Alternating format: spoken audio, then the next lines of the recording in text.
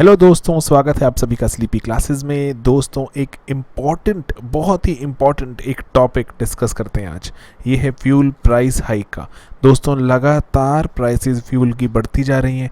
बहुत से लोग सोच रहे हैं कि इंटरनेशनली प्राइसेस लो हैं, तो क्यों ये प्राइसेस बढ़ रही हैं। तो दोस्तों, इसी के बारे में बात करेंगे कि हर दिन की एक ही कहानी कि कल भी वही थी, आज भी वही और कल भी वही रहेगी, जो है फ्यूल की कारस्तानी।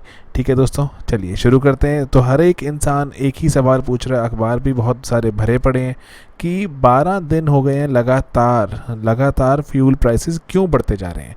तो दोस्तों, एक सिंपल सी, अगर मैं आपको एक बिल्कुल बुनियादी बात बताऊं कि जून 7 से ये सिलसिला शुरू हुआ, उसके पहले देखें अगर 82 डेज तक बिल्कुल रेट रिवाइज नहीं किए गए थे। 12 दिनों से रेट रिवाइज किए गए हैं बिल्कुल लगातार। ओके, तो लेकिन दोस्तों यहाँ एक सवाल है सभी के मन में कि दुनिया भर में तो ऑयल प्राइसेस डाउन है, क्या ये बात सच है? जी हाँ, बिल्कुल सच है। दुनिया भर में ऑयल प्राइसेस, जो कच्चे तेल के दाम, क्रूड ऑयल बोलते हैं, वो काफ़ी कम है। ओके, अगर दुनिया भर में अगर तेल के दाम कम हैं तो हमारे यहाँ प्राइसेस ज़्यादा क्यों हैं? तो सिंपल सी बात है कि प्राइसेस के और क्या ताल्लुकात है। पहली बात तो दोस्तों, अगर थ्योरेटिकली देखें, बिल्कुल अगर हम सरकारी लॉज के हिसाब से देखें, तो दुनिया भर में जो क्रूड ऑयल प्राइसेस हैं उसी के हिसाब से ही हमारे जो तेल के दाम होने चाहिए। ठीक है, ये डीकंट्रोल्ड है और क्रूड ऑयल के प्राइसेस अगर गिरते हैं तो यहाँ पर हमारे जो पेट्रोल पंप पर भी पेट्रोल की कीमत कम होनी चाहिए। ओके, तो यहाँ पर अभी हमारा क्वेश्चन अभी भी अनआंसर्ड है। तो फ्यूल की प्राइसेस क्यों बढ़ रही हैं? दोस्तों, सबसे पहली बात तो यही है कि हमारे जो फ्यूल पर स्टेट टैक्स लगाती है उसको कहा जाता है वैल्यू एडेड टैक्स, वैट। तो स्टेट्स ने अपने अपने वैट बढ़ा दिए, सेंटर ने एक्साइज ड्यूटी बढ़ा दी पेट्रोल पर, ठीक है, जो तेल पर। उसके बाद जो हमारी ऑयल मार्केटिंग कंपनीज़ रहती हैं, जैसे आपको जहाँ पे आप पेट्रोल डलवाने जाते हो वो ऑयल मार्केटिंग कंपनी का किसी का पेट्रोल पंप रहता है, तो उसके बहुत जो अभी प्रीवियस कुछ दिनों में, उसके पहले जब लॉकडाउन था तो वहाँ पर उनके बहुत नुकसान हुए, बहुत घाटा पड़ा, 25,000 करोड़ के आसपास का बोलते हैं कि नुकसान है। तो उसको भी रिकवर करने में अभी मार्जिन्स अपना बढ़ाकर वहाँ पर रिकवरी चल रही है। एंड ये रिपोर्ट्स कहती हैं कि ये अभी मोमेंटम रहेगा, तेल के दाम बढ़ेंगे। अच्छा, तो यहाँ पर एक और बात है कि अच्छा, तेल के दाम अगर बढ़ रहे हैं दुनिया में, तो लेकिन जब कच्चे तेल के दाम कम थे तो वहाँ पर जब ट्रेड, ऐसा भी सुनने में आया था कि कच्चा तेल नेगेटिव में ट्रेड कर रहा है। दैट मीन्स कि पैसे देने, डॉलर्स देने पड़ रहे थे कंपनीज को कि उनका तेल खरीद लो। तो उसके बावजूद क्यों नहीं पैसे हमारे जो पेट्रोल पंप पर हमारी कीमतें कम हुई। दोस्तों, सिंपल से इसकी बात यह है कि अगर हम देखें इंडिया में जब दुनिया भर के जब प्राइसेस डाउन थे तो भारत सरकार ने, सेंट्रल गवर्नमेंट ने एक्साइज ड्यूटी बहुत रैपिडली बढ़ाई। ऐसा भी देखने को मिला कंपैरिजन कि भारत सबसे ज़्यादा टैक्स लगाने वाला कंट्री बन गया और 70% के आसपास जो फ्यूल की कीमत थी वो किससे चुकाई जाए, वो किस पर थी? वो सिर्फ टैक्सेस से थी। तो बेस प्राइसेस इसी कारण अनचेंज रहे। दुनिया भर के कच्चे तेल के दाम कम होते जा रहे थे, तो लेकिन भारत सरकार टैक्स बढ़ाती जा रही थी। उसके कारण 82 डेज तक हमने देखा कि तेल जो हमारे पेट्रोल पंप पर था बिल्कुल भी चेंज नहीं हो रहा था, क्योंकि इंटरनेशनली कम हो रहा था लेकिन टैक्स बढ़ रहे थे। तो अब यहाँ पर इसीलिए देखें, जब अब पिछले 1-1.5 साल के हाईएस्ट दामों पर, जैसे अभी लॉकडाउन खत्म हो गया है, वापस जब रिकवरी शुरू हो गई है, 80 to 85% वापस पेट्रोल की कंजम्पशन वापस आ गई है। तो और पेट्रोल डीजल दुनिया भर में महंगे होने शुरू हो गए हैं क्योंकि कच्चा तेल महंगा हो गया है। देखा जा रहा है पिछले 1.5 सालों के सबसे ज़्यादा दामों पर चल रहा है आपका क्रूड ऑयल। तो इस कारण सरकार ने उस पर और टैक्सेस और लेवीज लगा दी हैं। तेल अब कंटिन्यूसली ऊपर बढ़ता जा रहा है, महंगा होता जा रहा है आम कंज्यूमर के लिए। ओके, दोस्तों, प्राइस डी कंट्रोल, ये वर्ड सुनते हैं बहुत ज़्यादा। ये होता क्या है प्राइस डी कंट्रोल? इसमें ये स्टेप बाय स्टेप अप्रोच है प्राइस डी कंट्रोल। सिंपल से समझ के देखिए, जो आपने ये तेल डलवाया अपनी गाड़ी में, वो तेल ऑयल मार्केटिंग कंपनी ने खरीदा। ऑयल मार्केटिंग कंपनी जैसे इंडियन ऑयल, HPCL, BPCL, इन्होंने खरीदा।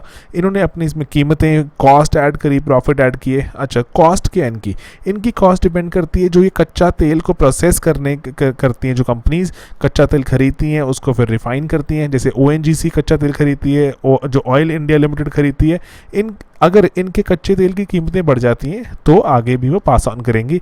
और उसके पहले इसका मतलब क्या हुआ, जो ग्लोबल क्रूड ऑयल प्राइसेस है वो अगर ऊपर नीचे हो जाती हैं तो हमारे हमारा जो तेल डल रहा है, जो हमारे जो पेट्रोल पंप्स पर, वहाँ पर हमें फ़र्क देखने को मिलेगा। तो इसको बोलते हैं डी कंट्रोलिंग, जहाँ पर प्राइसेस हमारी मार्केट ड्रिवन रहती हैं। सरकार का कंट्रोल नहीं होता, सरकार नहीं डिसाइड करती कि कितनी कीमत रखी जाए, मार्केट डिसाइड करती है। ओके, ठीक है। तो हिस्ट्री ऑफ डीरेगुलेशन क्विकली देख लेते हैं। 2002 में भारत सरकार ने पहली बार एविएशन जो टर्बाइन फ्यूल होता है जो हमारे जहाज़ों में एरोप्लेन्स में डलता है, तो एटीएफ को फ्री कर दिया था कि जैसे जैसे इंटरनेशनली प्राइसेस वेरी करेंगी कि क्रूड ऑयल की, वैसे ही एटीएफ वेरी करेगा। 2010 में पेट्रोल को डीरेगुलेट कर दिया गया एंड 2014 में डीजल को भी कर दिया गया।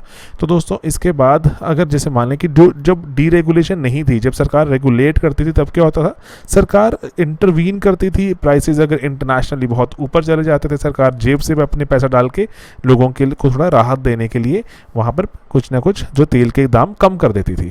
लेकिन अब डीरेगुलेशन के कारण क्या हुआ, इंटरनेशनली जैसे जैसे प्राइस ऊपर नीचे होते हैं आपके वेरी करेंगे। एंड हमारे पास जो ये ग्राफ है वो दिखाते हैं कि जब से डीरेगुलेशन हुई है उसके बाद कंटिन्यूसली प्राइसेस सिर्फ ऊपर बढ़े हैं, नीचे नहीं गए।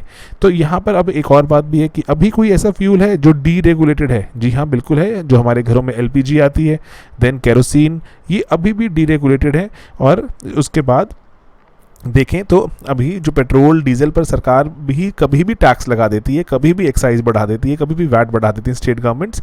तो इस तरह से एक तरह की ये डीरेगुलेशन नहीं, ये रेगुलेशन ही नज़र आती है कि तेल की कीमतें ऊपर चली जाती हैं लेकिन नीचे नहीं आ पाती। ठीक है, तो ये इसीलिए अब देखें यहाँ पर तो ब्रेकअप ऑफ, अगर हम फ्यूल प्राइसेस देखें तो आप देखेंगे यहाँ पर जो 6 मई का अगर ग्राफ देखो आप, जो लेटेस्ट हमें दिखाता है, तो जो बिजनेस टुडे से हमने लिया, तो ये दिखाता है कि आप अप्रॉक्सीमेटली 65 से 70%, अगर आप सिर्फ तेल का अगर आप इंटरनेशनल दाम देखें तो 20 रुपये का तेल होना चाहिए आपके कमीशन वगैरह मिलाकर। ठीक है, और लेकिन अगर हम उसके बाद देखें जो हमारे टैक्सेस लग रहे हैं, जो एक्साइज लग रही है, तो उसके कारण वो 70-75 रुपये का पहुंच जाता है। ठीक है, 20 रुपये की चीज़ 70-75 की हो जाती है। तो अब उसके बाद इसीलिए ऐसे कहा जाता है कि 66% के आसपास वैट और एक्साइज ड्यूटीज़ हैं, 34% ही है सिर्फ फ्यूल कॉस्ट या फिर फ्रेट जो आने जाने का खर्चा जो फ्यूल को लाने में लगा, और डीलर के मार्जिन। ठीक है, तो इसीलिए बहुत से ऑपोजिशन पार्टीज एटसेट्रा सरकार को घेर रही हैं कि इंक्रीजिंगली सरकार एक ही सोर्स से पैसा कमाने का सोच रही है, दैट इज़ फ्यूल, कि ऑयल पर पैसा टैक्स लगा कर 66%, 100 रुपये में से 66 से 70 रुपये आप सिर्फ सरकार को दे रहे हैं टैक्स के रूप में। एक तेल में 70% टैक्स बहुत ज़्यादा टैक्स की एक अमाउंट मानी जा सकती है। ओके दोस्तों, तो लेकिन यहाँ पर एक जीएसटी की बात आती है। क्या जीएसटी नहीं है कि मनमानी से कभी हम टैक्स ऊपर बढ़ा दिए सरकार ने, कभी कम कर दिया? जीएसटी को बदलने के लिए तो बहुत सारी रेगुलेशन चाहिए। तो जीएसटी अभी भी एप्लीकेबल नहीं है फ्यूल पर। सिर्फ 2 ही चीज़ें रह गई हैं जहाँ पर स्टेट अपनी मनमर्जी से भी टैक्स लगा सकती है, वो है एक तो फ्यूल और एक अल्कोहल लिकर। ठीक है दोस्तों, तो इसलिए जीएसटी के दायरे से बाहर भी है भी, तो इसलिए बहुत एक स्ट्रॉन्ग एक लॉबी, एक स्ट्रॉन्ग एक डिमांड चल रही है जो कंज्यूमर्स द्वारा कि इसको जीएसटी में लाया जाए, ताकि रैपिड जो एकदम रैंडमली कभी भी जो सरकार जो टैक्स बढ़ा देती है वो ना हो। ओके दोस्तों, एक फन फैक्ट है यहाँ पर कि जो डीजल है वो असल में दुनिया में देखें, अगर रिफाइंड प्रोडक्ट अगर हम देखें, उसके बाद डीजल पेट्रोल से महंगा रहता है, लेकिन सरकार डीजल पर क्या टैक्स कम लगाती है और सेस कम लगते हैं, उसके कारण डीजल मार्केट में सस्ता मिलता है। ठीक है, देखिए टैक्स की कितनी पावर है इस वक्त, क्योंकि डीजल और पेट्रोल पर टैक्स बहुत ज़्यादा लगा हुआ है। एक और फन फैक्ट दोस्तों कि ऐसा भी है कि सिर्फ और सिर्फ क्या बुराई है इस बात में? नहीं, अच्छाई भी है, टैक्स लगा रहे हैं। सबसे पहली बात तो कि जब डिमांड लो है, जब दुनिया में कंजम्पशन लो हो रही है, सरकार के टैक्सेस बहुत कम इकट्ठे हो रहे हैं। टैक्सेस कम इकट्ठे होंगे, खर्चे ज़्यादा हैं इस वक्त, तो पैसा कहाँ से आएगा? जो घाटा पड़ जाएगा, फिस्कल डेफिसिट कहते हैं जिसको। तो फिस्कल डेफिसिट को पूरा करने के लिए बहुत ही एक जो सीधा और सरल एक उपाय है पेट्रोल डीजल पर टैक्स लगाना। तो इसलिए फिस्कल डेफिसिट चेक में रहता है। देन कार्बन, दुनिया भर जो दुनिया जूझ रही है कार्बन डाइऑक्साइड से और इतनी सारी जो ग्रीन हाउस गैसेज से, वो कार्बन टैक्स लगाना भी ज़रूरी है अगर आपको एक साफ स्वच्छ भविष्य चाहिए। एक और चीज़, अगर पेट्रोल डीजल बहुत सस्ते हो जाएंगे तो रिन्यूएबल एनर्जी में कौन इन्वेस्ट करेगा? तो रिन्यूएबल एनर्जी को अगर आप चाहते हैं ज़िंदा रखना, उस पर इन्वेस्टमेंट को ज़िंदा रखना, तो पेट्रोल डीजल की कीमतें तो थोड़ा ऊपर रहेंगी तो ही हो पाएगा। और एक और इम्पॉर्टेंट चीज़ दोस्तों, हमारे देश में हमें कच्चा तेल बहुत ही कम निकाल पाते हैं, बाहर से मंगवाना पड़ता है। ऑयल डिपेंडेंसी है, तो अगर डिपेंडेंसी रहेगी, कभी भी कल अगर कोई जंग छिड़ जाती है, अगर कोई हमारी किसी कंट्री से रिलेशन ख़राब हो जाते हैं जो तेल सप्लाई करती है, तो हमारी डिपेंडेंसी बहुत हमारे लिए एडवर्स हो सकती है, हमारी इकोनॉमी के लिए भी, सर्वाइवल के लिए भी। इसीलिए ज़रूरी है कि ऐसी डिपेंडेंसीज भी कम की जाएं एंड ऑयल से लोगों को दूर ले जाया जाए। और टैक्सेस उसके लिए एक बहुत ही अच्छा उदाहरण भी हैं, और उससे हमें करंट अकाउंट डेफिसिट भी हमारा कम होता है, और हमारी देश की जो फॉरेक्स जो फॉरेन एक्सचेंज है वो हम कम खर्चते हैं तेल खरीदने में। ठीक है दोस्तों, एक और फन फैक्ट है दोस्तों यहाँ पर ये फन फैक्ट हमारे लिए भी नहीं है, किसी के लिए भी नहीं है। ऑयल मार्केटिंग कंपनी जो Indian oil, Hindustan petroleum, BPCL, आप देखते हैं क्या चलो ये तो मुनाफा कमा रही होंगी अभी, नहीं दोस्तों ये भी मुनाफा नहीं कमा रही अभी। जैसे मैं आपको सिंपल समझाता हूँ बहुत, ये क्यों हुआ ऐसा।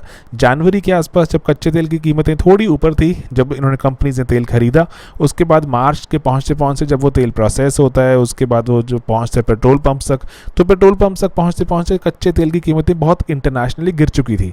तो तेल कंपनीज ने महंगा खरीदा हुआ था, बेचना सस्ता पड़ रहा था, तो उसके कारण उनको बहुत नुकसान हुआ। जो मार्च अप्रैल में तेल बिका भी बहुत कम, तो उसके कारण जो ओवरऑल जो तेल को रखने की कीमत है तो 25,000 करोड़ के आसपास के नुकसान की बात कही जाती है। तो इसीलिए अभी जो कंपनीज हैं ये नुकसान को ही पूरा कर रही हैं और अभी ग्रेजुअली एट पार आने की कोशिश कर रही हैं जो तेल के प्राइसेस को बढ़ा कर। इसका मतलब अभी ऑयल मार्केटिंग कंपनीज भी अभी घाटे में ही हैं। उसके बाद तो दोस्तों तो पैसे कमा कौन रहा है? सिर्फ और सिर्फ सरकार इस पूरे प्रोसेस में अभी पैसा कमा रही है। ओएमसी जो आपकी हैं, Indian oil etcetera, they are catching up, लेकिन अभी भी ये मुनाफे में तो नहीं है। ठीक है, ओके। तो ये बहुत फन फैक्ट हो गए दोस्तों। तो यहाँ पे कोई एडवर्स इम्पैक्ट भी है कि कच्चे तेल की कीमतें बढ़ रही हैं, कोई नुकसान क्या है इसका? नुकसान सबसे पहला तो है इन्फ्लेशन का। दोस्तों अगर चीज़ें, हर एक चीज़ हमारी, जो बहुत सी जो हमारी चीज़ें इकॉनमी में देखें कि अगर सामान यहाँ से वहाँ ले जाना है, ट्रक्स चाहिए हमें, अगर एग्रीकल्चर में हमें डीजल चाहिए होता है बहुत सारी चीज़ों के लिए, ट्रैक्टर्स के लिए, हमारे फ्यूल पंप्स चलाने के लिए, तो वो सब चीज़ें महंगी हो जाएंगी। इन्फ्लेशन नज़र आएगी हर एक चीज़ में अगर हमारा तेल महंगा हो जाता है। उसके बाद दोस्तों डिमांड ऑलरेडी काफ़ी लो है, चीज़ें महंगी हो जाएंगी, डिमांड और लो हो सकती है।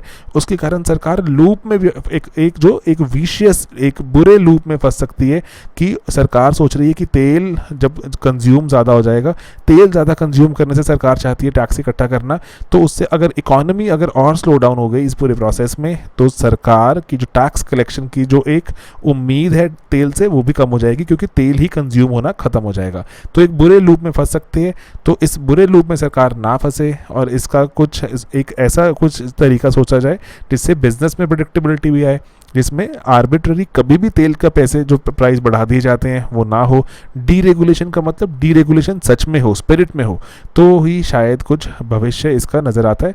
अदरवाइज़ आज कल और परसों जब मर्जी आप देखेंगे तेल के प्राइस बढ़ते ही नज़र आएंगे, तो घटेंगे नहीं। इलेक्शंस एक्सेट्रा के आसपास देखने को मिलते हैं, घट जाते हैं, उसके बाद फिर से बढ़ते ही चले जाएंगे। डीरेगुलेशन सिर्फ कागजों में ही रह जाएगी।